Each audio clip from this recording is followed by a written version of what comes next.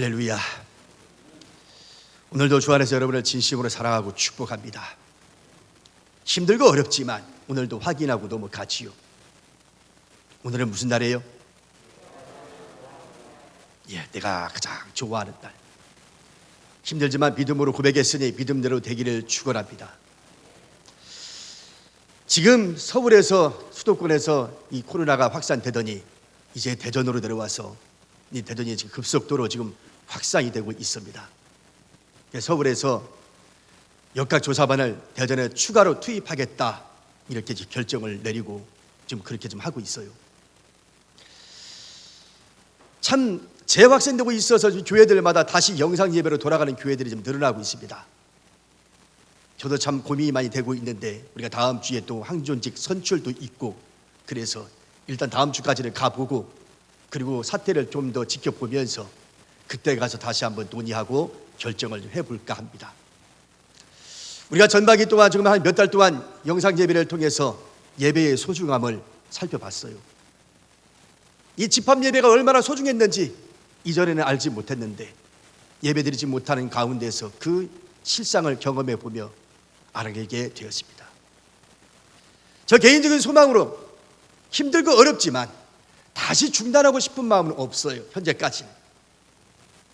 더 심각해지면 혹시 몰라도 우리가 전반기 한번 경험해 봤기 때문에 힘들고 어렵지만 그래도 한번 좀 예배는 진행을 하고 영 좀 불안하고 좀 불편하신 분들은 자유롭게 쉬시더라도 영상으로 또 대체할지라도 나오실 분들은 계속해서 나오도록 문은 좀 열어야 되겠다. 그래서 일단 현재까지는 예배 쉼이 없이 갔으면 좋겠다.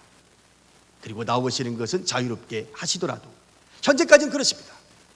현재까지는 그렇습니다. 나중에 또 어떻게 상황이 바뀔지는 모르겠습니다만 현재까지는 그래요. 사실 이 시점에서 우리 하나님 과연 뭐라고 말씀하실까? 설교 준비하면서 이 본문 말씀을 묵상하면서 내 스스로에게 질문을 던져봤어요. 이 시점에 우리 하나님 지금 뭐라고 말씀하실까? 우리 하나님께도 이래라 저래라 그렇게 하시진 않지만 오늘 말씀을 통해서 우리가 방향은 좀 잡을 수 있지는 않을까? 오늘 여러분들이 또 저와 같이 그런 고민하고 있을지는 몰라도 오늘의 이 말씀이 여러분 스스로에게 답으로 찾아질 수 있는 그런 말씀이 되지 않을까 그런 생각을 해봅니다. 우리 하나님께서 뭐 이래라 저래라 그렇게 하시겠어요? 우리가 말씀을 묵상하는 가운데 하나님의 내 마음을 움직이시고 우리를 인도하시는 그 세미한 음성이 주님이 주시는 말씀으로 믿고 우리는 갈 뿐입니다. 따라서 오늘의 이 말씀이 정말 오늘 우리에게 결정함에 도움이 되면 좋겠다 그런 생각을 해보는 겁니다. 우리가 읽었던 이 본문 말씀은 그 얘기예요. 오늘 예레미야 선지자가 불타는 마음, 그 절규하는 마음으로 자신의 어떤 외침입니다. 절규하는 외침입니다. 왜 이게 절규하는 외침을 지금 이렇게 이야기하고 있느냐면 북쪽 이스라엘의 저 아수르라고 하는 나라의 강대국에 의해서 망했어요. 예레미야 선지자 입장에서는 저들이 왜 망했을까 분석을 해보면 저들이 하나님의 말씀을 살지 아니하고 각종 우상들을 만들면서 우상을 섬기면서 하나님 앞에 버림받음으로 말미암아 이스라엘은 망했다라고 판단되는 겁니다. 선지자의 영적인 분석이죠. 그래서 이제 200년이 흘렀는데요. 북쪽 이스라엘이 망한 지가. 근데 예레미야 선지자 입장에서 바라보니까 이 남쪽 유다도 별반 다르지 않거든요. 선지자 입장에서는 그렇게 생각을 했어요. 저 북쪽 이스라엘이 그렇게 해서 망했다면 남쪽 유다는 반면 교사로 삼아서 우리는 그러지 말아야지. 정신 똑바로 차려가지고 오로지 하나님께만 맡기고 그분의 말씀에 순종하고 우상을 다 타파하고 그러고 살면 좋겠는데 예레미야 선지자가 가만히 바라보니까 그런 모습이 아니었던 거예요. 그런 모습을 바라보면서 불타는 그런 뜨거움이 예레미야에게 있었던 겁니다. 그래서 경고의 메시지를 전하고 있었던 거죠. 눈물을 흘리면서 경고의 메시지를 전하고 있는 거예요. 그래서 눈물의 선지자라 그렇게 이름을 붙이고 있잖아요. 그런데 이런 와중에요 거짓 선지자들은 안전하다? 무슨 소리 하는 거냐? 북쪽과 우리는 다르다. 무슨 망한다고? 예레미야 너 헛소리 하지 마라. 이러고 있는 거예요. 안 막았다는 거예요. 안전하다는 거예요. 하나님 지켜주신다는 거예요. 그런데 영적으로 예레미야는 바벨론이라는 나라가 전쟁을 일으켜서 우리나라를 쳐들어올 것을 미리 지금 예언자의 눈으로 좀 바라보고 있습니다. 저들의 말발굽 소리가 내 귓전에 들리고 있음을 그는 듣고 있습니다. 다른 사람은 못 듣고 있지만 예레미야는 듣고 있습니다. 그래서 예레미야는 마치 지금 아직은 안 망했지만 이미 망해서 이스라엘 남유다 백성들이 바벨론의 포로로 잡혀가서 그곳에서 아우성 치는 그 소리를 듣고 있는 것처럼 오늘 말씀을 하고 있는 거예요.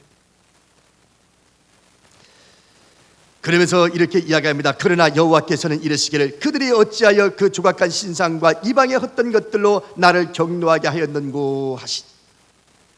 19절 말씀 제가 읽었는데요, 오늘 우리 하나님이 이 남유다 백성들을 바라보면서 경노했다. 그래서 경노한 하나님의 그 말씀을 봐서 저들은 분명히 우리 남쪽 유다는 멸망하고 말 것이다. 그래서 그는 이렇게 이야기하고 있는 겁니다. 19절 상반절 말씀에 보면 딸 내 백성이 심히 먼 땅에서 부르짖는 소리로다 그랬어요. 그러니까 저들이 망해서 저 이방 나라의 포로로 잡혀가서 딸 내 백성이 소리 지르서 울부짖는 소리를 지금 내 귀에 들리는 듯하다, 그렇게 말하고 있는 겁니다.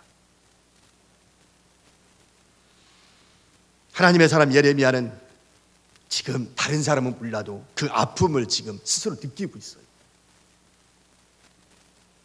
이게 예레미야 지금 선지자입니다. 그러면서 정말로 마음이 아파서 이렇게 얘기해요. 또 18절 말씀 보면 슬프다 나의 근심이여 어떻게 위로를 얻을 수 있을까?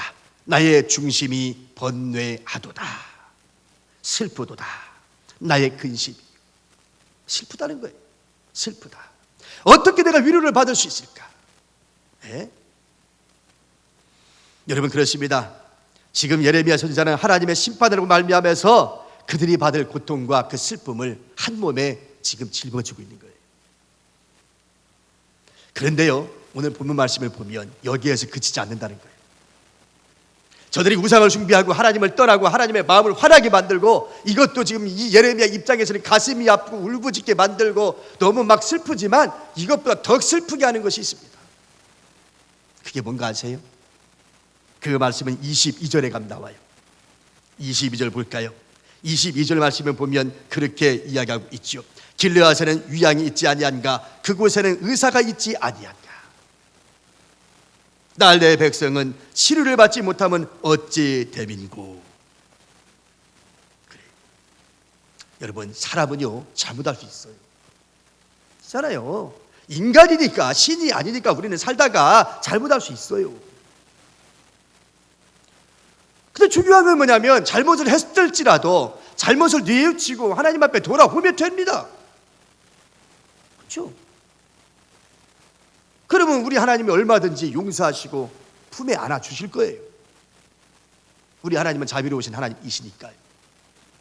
그런데 예레미야가 가만히 바라보니까요, 앞에 우상을 숭배하고 하나님의 마음을 화나게 만든 것도 화가 나지만 더 화가 나는 것은 뭐냐면 왜 길르앗을 찾지 않느냐는 거예요.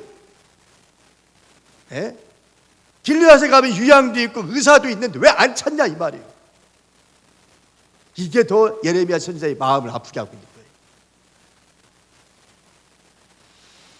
여러분 이 유양 길르앗, 이 길르앗이라고 하는 곳이 과연 어떤 곳인가? 왜 이곳에 가라고 지금 예레미야 선지자는 얘기하고 있는가? 길르앗은요 이런 곳입니다. 모세와 여호수아 이끌음을 받고 이스라엘 백성들이 이제 젖과 꿀이 흐르는 가나안 땅을 향하여 행진했지요. 그리고는 요단강 동편에 루벤 지파와 갓 지파와 므낫세 반 지파가 먼저 차지한 땅이 있습니다. 그게 뭐냐면 길르앗이라고 하는 땅이에요.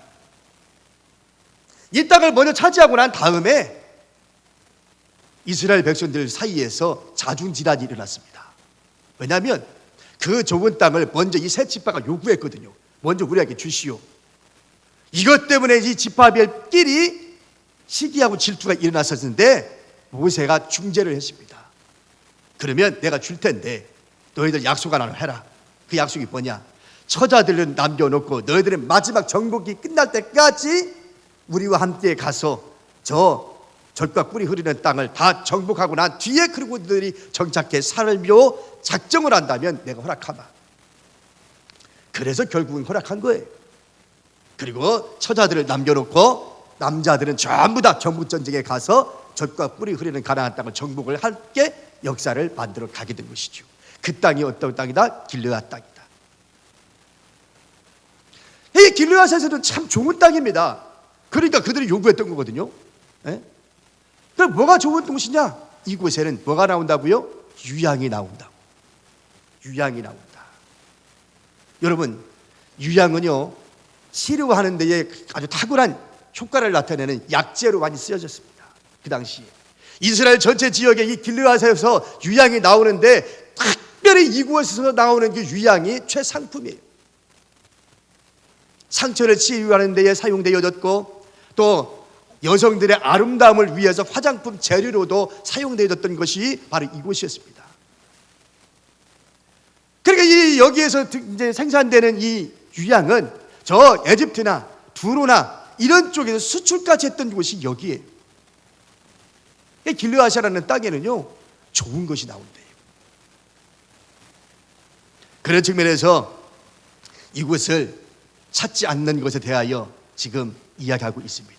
그리고 거기에 또 뭐가 있다고 그랬어요? 의사가 있다. 여기서 이야기하는 이 유향과 의사가 무엇을 이야기하고 있는지, 왜 우리로 하여금 그곳에 가지 않음에 예레미야 선지자가 저렇게 절규하고 있는지, 그 오늘 두 가지 정도만 살펴보려고 그러는 거예요. 우선 첫 번째 얘기했던 것처럼 유향이 생산되는 곳이 바로 이 길르앗이다. 유향에 대한 이야기를 금방 제가 말씀드렸어요. 그런데 왜 유향이 있는 길르앗을 찾지 않느냐라고 이야기했을 때의 그 뉘앙스는 뭐냐면, 지금 예수님 되시는 그 유향 되시는 예수님 되시는 분을 왜 찾지 않느냐 그 얘기입니다. 그 유향과 예수님하고 뭔 상관이 있어? 그렇죠? 무슨 상관이 있길래? 오늘 시작식으로 우리가 풀이하면 이해를 할 수가 있습니다. 그게 뭐냐면 마태복음 2장 11절에 보면, 마태복음 2장 11절에 보면 이렇게 이야기했습니다. 집에 들어가 아기와 그의 어머니 마리아가 함께 있는 것을 보고 엎드려 아기께 경배하고 보배압을 열어 황금과 유향과 모략을 예물로 드리니라. 무슨 얘기죠? 우리 예수님이 탄생을 했는데 저 동방에 있는 박사들이 아기 별을 보고 찾아왔어요. 그죠? 하늘에 떠있는 별을 보고 찾아왔는데 마국간의 구유에 누워있는 아기를 바라보고 거기에서 절을 하면서 선물을 줬는데 뭐를 줬더라? 세 가지를 줬는데 황금과 모략과 유향을 줬더라. 동방 박사들이 와서 아기 예수님 앞에 유향을 드렸다는 그 이야기는 값비싼 향료이기 때문도 있지만 우리 예수님이 어떤 분이라고 얘기하고 있냐면 유향이 되시는 분이다, 그런 얘기하는 거예요. 그래서 우리 예수님이야말로 이 땅에 치유자로서 이 땅에 오셨다, 그 말입니다. 그래, 보혈의 피는 어떤 질병이든지 고칠 수 있는, 그 상처에 발라주면 치료받을 수 있는 것이 바로 유향이다. 그래서 유향은 우리 예수님을 상징하고 있어서, 그래서 오늘 이 말씀에도 예레미야는 왜 길르앗에 유향이 있는데 너희들 찾지 않느냐, 왜 그곳으로 가지 않느냐라고 지금 얘기하고 있는 거예요. 여러분 지금 힘들죠? 힘 안 든 사람 없어요. 다 힘들어요. 특히나 우리 한국 기독교가 그 어떤 것보다도 가장 큰 타격을 입고 있다라고 이야기를 하고 있습니다. 이 코로나 때문에 한국교회 대토론회가 얼마 전에 서울 서빙구에 있는 온누리 교회에서 있었어요. 전국에 있는 노회장들과 핵심 멤버들만 초청하고 교수들을 불러다가 또 강의도 하고 토론도 하고 그랬습니다. 코로나 이후에 한국교회가 앞으로 어떻게 가야 될 것인가. 네, 그곳에서 발표된 것이 하나 있었습니다. 통계를 발표했습니다. 그게 뭐냐면 이번에 그 대토론회를 앞두고 전국에 있는 교회 목사님들을 향하여 설문조사를 했어요. 설문조사를 했는데 몇 가지를 전수한 내용 중에 귀하는 이번 코로나 사태에 예배를 어떻게 드렸습니까? 영상으로 드렸습니까? 현장 예배를 드렸습니까? 이런 것도 조사했고요. 이 코로나 시대에 가장 힘들었던 점이 무엇이었습니까? 재정 문제였습니까? 출석률이었습니까? 헌신과 어떤 봉사라든지 이런 거였습니까? 그것도 조사했고요. 앞으로 그러면 이 코로나 사태 이후에 한국 교회가 회복될 수 있다면 시간은 얼마나 걸릴까요? 한번 생각해 보십시오. 그래서 어떤 사람은 6개월, 어떤 사람은 1년이 넘을 겁니다. 이렇게 말을 한 사람도 있었고요. 이런 여러 통계를 조사해서 발표를 했는데 출석률은 코로나 이전과 이후에 60% 정도밖에 회복되지 않고 있더라. 이런 거고 1년 반이 넘어가야 회복될 수 있을 것이다라고 주장했던 사람이 꽤 많이 있었습니다. 그런데 저는 생각이 달라요. 더 오래 걸리지 않을까 그런 생각을 해보는 겁니다. 참 비관적인 거죠. 왜? 백신이 빨리 나오지 않을 거거든요. 쉽게 나오지 않을 거거든요. 그래서 언제 끝날지 모릅니다. 굉장히 힘든 시기에 우리가 지금 살고 있습니다. 그렇기 때문에 오늘 우리는 이럴 때일수록 어떻게 해야 되느냐? 길르앗으로 가야 돼요. 유양 대신 예수님 앞에 가야 돼요. 예? 그렇게 되면 상처가 치유될 뿐만 아니라 여기에서 치유되고 그곳에서 뭐가 나오냐? 유양이라고 하는 향기가 나와요. 치료만 되는 것이 아니라. 예? 그래서 저는 이 말을 넘치는 향유라고, 넘치는 치유라고 이렇게 별명을 붙이고 싶습니다. 치료만 받으면 끝나는 게 아니라 거기에서 우리 그리스도인으로 치유받은 자로서의 향기가 나와야 된다. 넘치는 치유가 우리에게 있어야 된다. 바로 그런 것이죠. 그 다음에 두 번째는 길르앗으로 가라는 이유가 뭐였어요? 아까 뭐라고 그랬죠? 의사가 있지 아니하냐. 의사가 있지 아니하냐. 여기서 두말할 것도 없어요. 여기서 이야기하는 의사는 뭐예요? 물론 당시에 의사가 거기에 있었어요. 유명한 의사들이 그쪽에 모여 있었으니까. 왜? 앞에도 얘기했던 것처럼 유양이 있으니까, 유양이라고 하는 천연 자원이 있으니까 그곳에서 약을 만들고 치료하는 효과가 있었으니까. 그러다 보니까 다른 지역에 비해서 이쪽에는 의사들이 딴 데보다는 많이 있었어요. 그러니까 유해 길르앗으로 가라. 왜? 너희들 거기 의사들이 있는데 안 가냐 이거요. 병 들었는데 상처가 있는데. 근데 여러분 보세요. 우리도 병들면 병원에 가서 의사의 진찰을 받고 치료받습니다만은 세상의 의사들은요, 때로는 오진도 해요. 때로는 수술하다가 실패하기도 하고요. 사고도 터져요. 그렇잖아요. 그런데 만병의 대의사 되시는 우리 예수님은 절대로 그런 일이 없다. 아멘입니까? 절대로 그런 일이 없다. 예, 우리 예수님 만병의 대의사가 되신. 그런데 우리 예수님이 또 그렇게 말씀했어요. 자기 자신을 가리켜서 뭐라고 얘기하십니까? 이렇게 얘기하죠. 마가복음 9장 12절과 13절에 보면 건강한 자에게는 의원이 쓸데없고 병든 자에게라야 쓸데있느니라. 내가 의인을 부르러 온 것이 아니요 죄인을 부르러 왔노라. 우리 주님은요, 의사로서 이 땅에 왔다고 당신 스스로가 얘기해요. 나는 의사다 이거야. 세상에 그 많은 널려있는 의사들도 있지만 나는 만병의 대의사다. 내가 죄인을 부르러 이 땅에 왔다. 의인을 부르러 온 게 아니고 나는 그래서 육신의 질병만 치료할 뿐만 아니라 영적인 것도 치료할 수 있는, 영과 육을 다 치료할 수 있는 분이 누구냐? 바로 예수님이시다. 그 얘기를 하고 있는 거예요. 할렐루야. 여러분 이것이 분명히 믿어지십니까? 우리 예수님 만병의 대의사 되신다는 걸 믿어지시나요? 그래요. 그래서 오늘 우리는 치료받아야 돼요. 이 세상에 상처 없는 사람은 없어요. 네. 얘기하다 보면요, 다 상처가 있어요. 내가 다른 사람한테 상처 주기도 하고, 다른 사람 때문에 내가 상처 받기도 하고, 네. 크고 작은 상처들 다 있어요. 네. 사람이 살면서 상처 없이 살아가는 사람이 아무도 없어요. 근데 그러한 상처들을 누구한테 치료받아야 되느냐? 바로 예수님밖에 없다 그 말이에요. 반드시 치료를 받을 수 있기를 원합니다. 왜냐? 네 가지 이유가 있어요. 상처 받아야 될 이유가. 그 첫 번째는 뭐냐면 내가 상처를 받지 않으면 사탄이 나에게 공격할 수 있는 빌미를 제공해 주는 거예요. 내가 상처받지 못하면, 상처가 치유되지 못하면 그 마음의 상처로 사탄이라는 놈은 그 마음의 상처를 타고 들어와서 우리를 괴롭혀요. 그래서 치유받아야 돼요. 에? 그래서 여러분의 혹시 마음으로 영적으로 상처가 있으면 반드시 치유받아야 되는데, 그렇지 않으면 사탄이 그걸 통해서 우리를 괴롭히기 때문에 반드시 상처 치유받아야 됩니다. 그 다음에 두 번째 이유는 뭐냐면, 내가 상처가 치유되지 않으면요, 이 상처가 내가 처음에는 내가 받았지만 내가 받은 이 상처가, 내게 있는 이 상처가 또다시 다른 사람을 상처를 줘요. 내게 가시가 있으면 다른 사람은 찔리잖아. 내 속에 가시가 없으면 다른 사람 찔릴 게 없는데, 내가 이 상처가 치유받지 못하면 이 분노감이, 이 상처받지 못한 것이 결국은 다른 사람에게 또 상처를 주는 거예요. 그래서 오늘 우리는 어떻게 해야 된다? 반드시 치유받아야 된다. 누구에게? 예수님에게. 그 다음에 세 번째 이유는 뭐냐면, 이 상처가 치유되지 아니하면 이 상처가 결국은 나를 낙심하게 만들어요. 네? 나를 낙심하게 만들고, 그리고 절망시킵니다. 이것이 하나님과 나와의 이 소통을 막고 있기 때문에, 그래서 결국은 나를 낙심하게 만들고 절망하게 만드는 것이 뭐예요? 상처예요. 이 상처가 치유되지 못하면 나중에 우울증이 되고, 우울증이 심해지면 자살까지 가고. 그래서 반드시 치유받아야 됩니다.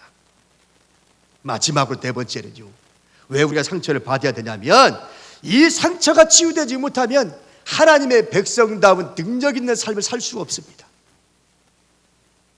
치유가 되지 아니하면 승리자의 삶을 살 수 없다, 그 말입니다. 상처가 치유되지 못하면 하나님의 자녀로서의 능력이 상실돼 버려요. 왜? 우리 하나님은 우리의 마음속에 계실 수 있는 자리가 없으니까, 그 상처 때문에. 그래서 오늘 우리는 어떻게 해야 된다? 반드시 상처를 치유받아야만 합니다.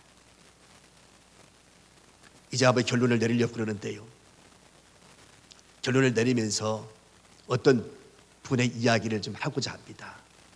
사업을 하시는 분이었는데, 이 사업을 하시다가 부도가 났어요. 부도가 나서 이제 빚쟁이들이 있잖아요. 그래서 이제 빚쟁이들 때문에 빚을 갚고 이제 사업을 정리해야 되겠다 싶어서 남아있는 재산 다 정리하고 빚 다 갚고, 그랬더니 겨우 남은 돈이 얼마냐? 500만 원밖에 수중에 남은 것이 없는 거야. 떨어지는 것이. 얼마나 상심이 크겠어요? 남은 500만 원 가지고 뭐를 할까? 이분이 이제 고민을 하다가 기도하는 중에 필리핀에 있는 파남이라고 하는 그 섬에 있는, 거기다가 교회 하나를 지어줬습니다. 마지막 자기가 남은 그 돈으로 의미 있게 쓰고 끝내자, 이렇게 마음 먹고 필리핀의 파나마 섬에 교회 하나를 조그맣게 지어줬어요. 500만 원이면 질 수 있는 거니까, 우리하고는 달라요. 예, 그러니까 그 정도면 교회 하나를 져요. 조그마한 교회니까 시골에. 그렇게 졌어요.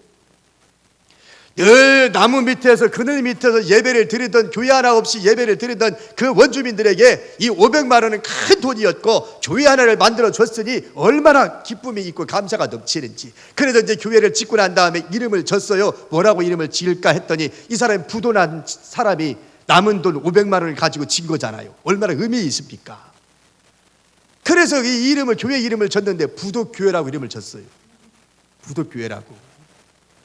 잊지 않기 위해서, 얼마나 고마운 마음에 잊지 않기. 그래서 그 교회에서 모여서 이 원주민들이 예배를 드리는데, 그분이 사연을 들어보니 자기도 힘들고 어려움에도 불구하고 그 귀한 돈으로 우리 교회를 져줬으니 우리가 기도하지 않으면 안 되겠다. 그래서 이분을 위해서 모일 때마다 합심으로 기도해 주는 거예요.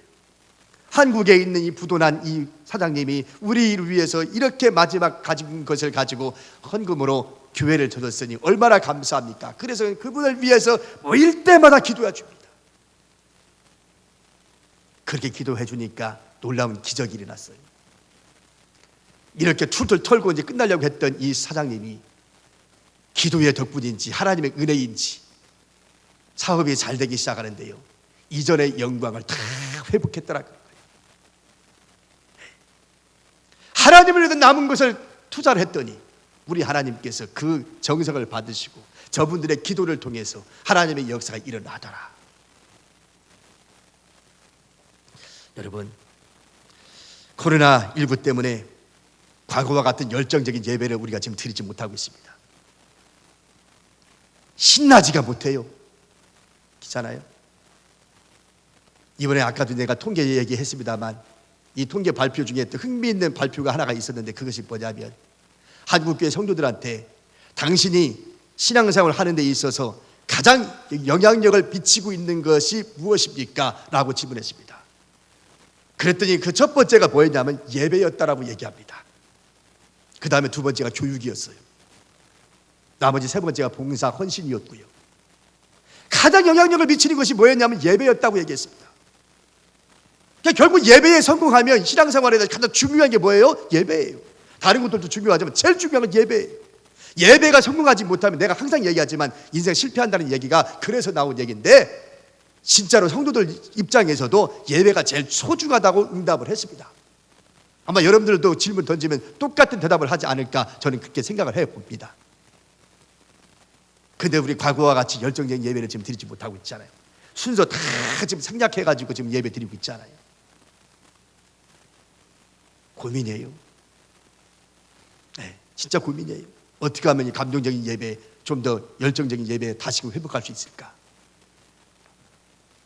그러나 중요한 것은 오늘 이 말씀을 저도 준비하면서 예레미야의 그 심정을 가지고 힘들고 어렵지만 유양되시는 예수님 앞에 길르앗으로 나와야 된다. 만병의 대의사가 되시는 우리 주님 앞에 나와야 된다. 힘들어도 나와야 되고 이럴 때일수록 또 똘똘 뭉쳐야 되고 이럴 때일수록 각자 개인 경건의 시간을 가져야 되고 퀴트 시간 잘 가져야 되고 가정에서 예배 잘 드려야 되고 그래서 여러분의 영성이 다운되지 아니하도록 여러분 스스로가 각자가 노력하지 아니하면 안 됩니다. 더 힘들어도 힘들 때일수록 더더욱 이런 일에 매진하지 아니하면 안 됩니다. 그래서 저는 이 말씀을 준비하면서 노래 하나가 흥얼거려지더라고요. 그 노래가 인생길 험하고 마음 지쳐라고 하는 노래인데 띄워주세요. 이 노래를 부르고 우리 한번 좀 기도하려고 그래요. 인생길 험하고 마음 지쳐.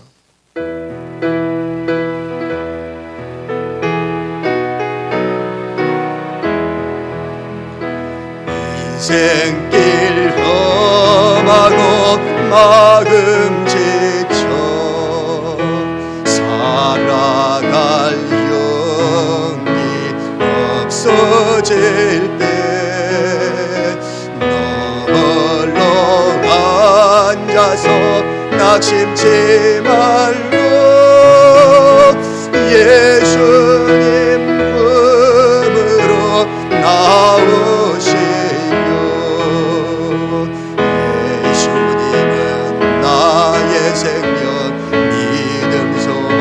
사랑 되시니 십자가 보혈 자비의 손길로 상처 입은 너를 고치시니 평생의 모든 꿈 허물어져 세상의 떠날 때 어둠에 앉아서 울지만 말고 예수님 품으로 나오시오. 예수님은 나의 생명 믿음 소망 사랑 되시니 십자가 보혈 자비의 손길로 상처 입은 너를 고치시니 어두운 밤 지나면 새날 보고 겨울이 가면 이오는 이 세상 슬픔이 지나고 나면 광명한 새날이 다가오네. 예수님은 나의 생명 믿음 소망 사랑 되시니 십자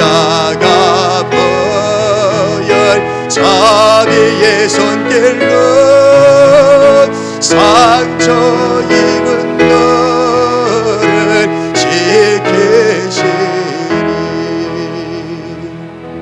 이 시간을 한번 통성으로 또 보통 음성으로 함께 기도합시다. 하나님, 이 어려운 시기에 내 믿음 지켜주시옵소서. 내 영성 지켜주시옵소서. 코로나가 빨리 종식되게 해주시고 우리 교회가 회복되는 속도가 빨라지게 해주시옵소서.